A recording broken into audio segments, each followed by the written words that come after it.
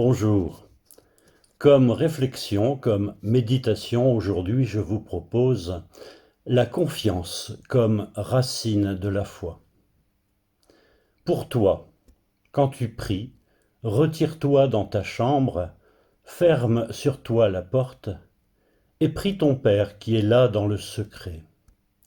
Et ton Père qui voit dans le secret te le rendra. Merci Matthieu pour ces belles paroles. Avons-nous, frères et sœurs, cette foi de celui qui place toute sa confiance en Dieu, de celui qui est persuadé que ce qu'il offre à Dieu, Dieu le voit dans le secret et le lui rendra. Aujourd'hui, nous célébrons la fête de Saint Joseph. Quel bel exemple si l'on veut illustrer le mot confiance.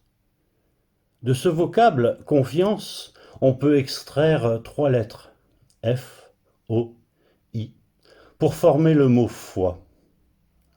Joseph est l'un de ceux qui ont confiance en Dieu. Oh, ça n'a pas été facile, ça n'a pas été évident.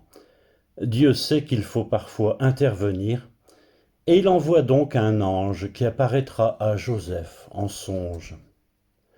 Joseph, fils de David, ne crains pas de prendre chez toi Marie, ton épouse, puisque l'enfant qui est engendré en elle vient de l'Esprit Saint. Elle enfantera un fils et tu lui donneras le nom de Jésus, car c'est lui qui sauvera son peuple de ses péchés. Quand Joseph se réveilla, il fit ce que l'ange du Seigneur lui avait prescrit. Comme Marie qui avait répondu à l'ange Gabriel, « Je suis la servante du Seigneur, qu'il me soit fait selon ta parole », voici Joseph qui agit et qui agira comme le serviteur fidèle du Seigneur. La confiance est bien racine de la foi. Encore faut-il que cette confiance ne soit pas placée en n'importe qui. Quand Jésus se retrouve au désert, c'est le diable qui le tente. Après 40 jours de jeûne, 3 suggestions lui sont faites. Transformer des pierres en pain pour calmer sa faim, se jeter du sommet du temple de Jérusalem pour voir si Dieu le protège et retient sa chute, s'incliner et se prosterner devant le diable pour obtenir le pouvoir sur tous les royaumes du monde. Jésus refuse à chaque fois en citant un passage du livre du Deutéronome. Le diable le quitte alors et des anges viennent le servir. Lequel d'entre nous aurait systématiquement refusé de placer sa confiance en Satan? Lequel d'entre nous n'aurait pas succombé à la tentation? On pense parfois qu'il faut 1 minute pour perdre la confiance de quelqu'un et 1 année, voire plus, pour essayer de la regagner. N'en est-il pas de même pour la foi?